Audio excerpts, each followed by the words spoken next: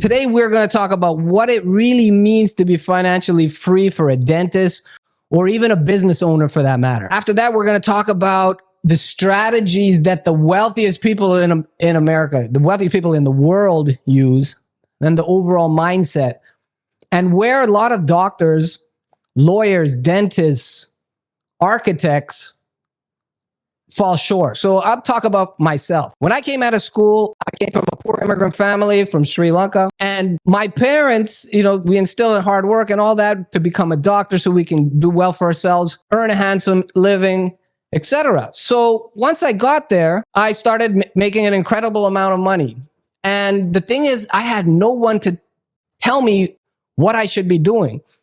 I didn't even know if how much money I should be saving towards taxes, what type of retirement vehicles I should use. There was nothing. Everything in this group, everything that I'm going to talk about is information that I wish I had back then. And so hopefully, a lot of people can fast track or avoid a lot of the pitfalls that myself and a lot of other people may have made or have taken many years of schools of hard knocks to arrive at this point. So you don't have to go through all the pain if you understand, the concepts. All right. So before we get into it, let me introduce myself. My name is Dr. Jonny Withananchi, or Dr. Johnny Walker, as I'm known on social media. I've been an endodontist for 15 years. I graduated in 2008. I started investing in real estate in 2009.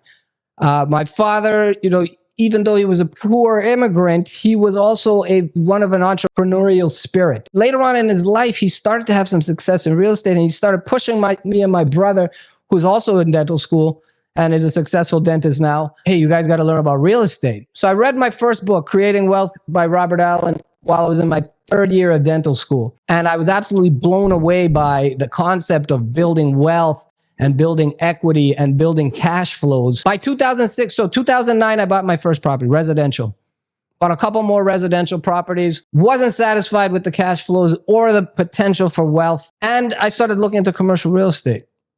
Dabbled in all types of commercial real estate. I own a parking lot, strip mall, industrial land, warehouse, apartment building, mixed use building, all types of different real estate. By 2016, I had amassed a multi-million-dollar portfolio of real estate, had 10 properties. And I was like, wow, this guy's super successful. Wow, look at how successful this guy is. But the truth was, when I first started, I didn't have any kids. I was engaged, not married. Now, fast forward, I have 2 young children. I'm working 45 hours a week as an endodontist, and I have 10 properties. Up to here, I was completely, I couldn't add any more properties. I didn't have any bandwidth. Didn't spend enough time with my children, with my spouse. I was getting overweight. I wasn't working out enough. I love working out. It wasn't working out enough. It was working, grinding.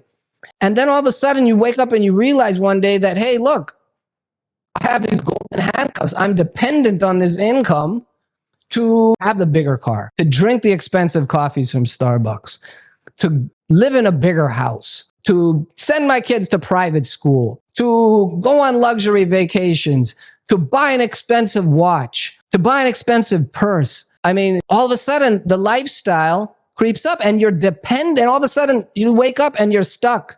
You're dependent on your income to maintain this wonderful life that you've afforded for your family. That's when the problem happens for most dentists. This is the problem. We don't learn. And this is where financial freedom comes into play, right? If you have a big booming dental business, you have 3 practices, 9 associates working for you, but you're there managing, trying to grow the business.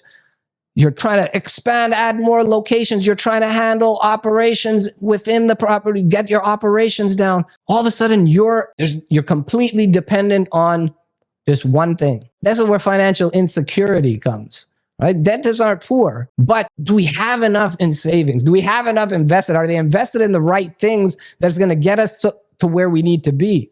And a lot of us don't know the answer to that. Now, for us, when we define what financial freedom means to me, I no longer depend on my income as a dentist, and I can work as a dentist not for money. When you can say that you work not for money, that means that you are free. And if you can work not for money as a dentist, what dentist is better served where he's doing it for the love of being a clinician and serving his patients versus having to do it to live your life, right? So it's a completely different perspective. How do we achieve financial freedom? Well, we have to develop cash flows. We need income that can cover our expenses, right? So we have to invest in things that give us cash flows. So the definition of financial freedom is when you have enough passive income from other sources, from investments, from businesses that are not dependent on you for direct management to drive this business, and it provides you enough income that it exceeds your monthly expenses. That's when you have achieved financial freedom and you are free to exit the rat race. Now let's talk about the strategies that the wealthiest people in America. When I'm talking about the wealthiest people in America, I'm talking about the top 0.1% people, right? The 0.01% people. These are the type of people that don't pay income taxes. So now we as doctors, if we want to become wealthy, not change the definition, we're going to define rich. A lot of dentists are rich, but very few, a disproportionate few become actually wealthy. Being rich is measured in dollars. Wealth is measured in time. How much time do you have? How much time freedom do you have? Right? To do what you want, where you want, when you want, with whom you want. Are you suffering burnout? Right? Do you have a stiff lower back? Wrist injuries. Are you spending enough time with your children? Yes, you're providing wonderfully with them, but are you seeing the miracle of watching your children grow up? So this is how an average dentist or architect, lawyer, pretty much anybody that pays taxes, this is how a balance sheet looks like for the majority of people. First, we got our income, right? We got our expenses. So on the income side, obviously, we have hard-earned W-2 income, 1099 income. We also have business income, right? 1031. All of that income is heavily taxed.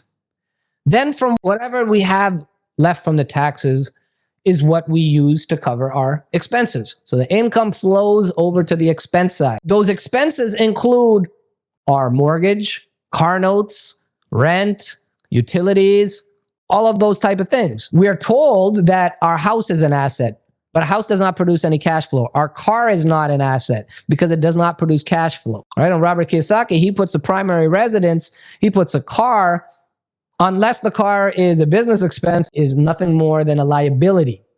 Right? So we aren't built, a house doesn't give us any income. It only takes money from us every month. And if we are not spending having any type of thought into building assets that create cash flow, then we're stuck here dependent on income to cover our expenses. We have to work. So now let's take a look at a really wealthy person's balance sheet to contrast, right? A wealthy person's balance sheet, think about it like this. The heavily taxed dollars, you try not to live off of that money, especially at the beginning. Young doctors, dentists, live below your means. And I'm not saying that you should always live below your means, but I'm saying that learn to live off of a certain percentage of your income. If you are a broke resident and all of a sudden you upgrade, that's good enough, right? If you make $100,000, you should learn to live off of $50,000, right? Don't let your expenses spiral out of control. And if you can save 50 grand and invest in real estate, 50 grand a year in real estate, or some type of asset that produces cash flow, that's how you already start fast tracking your wealth right from the beginning. A wealthy person is going to take as much of that heavily taxed active income and push it into assets, right? Push it into assets. That cash flow. Cash flow, remember, is the key to freedom. You have to invest in things that produce cash flow. Now, if you consistently keep every time you're getting paid and you're funneling a large amount of your active income into these expenses, now you start to get, it starts as a trickle, but now these expenses, they start to pay off more and more income. It compounds over time. But every year you're putting 50 grand. By year 5, you're an excellent dentist now. Your skills have expanded. You've taken some implant training. You've done some Invisalign training.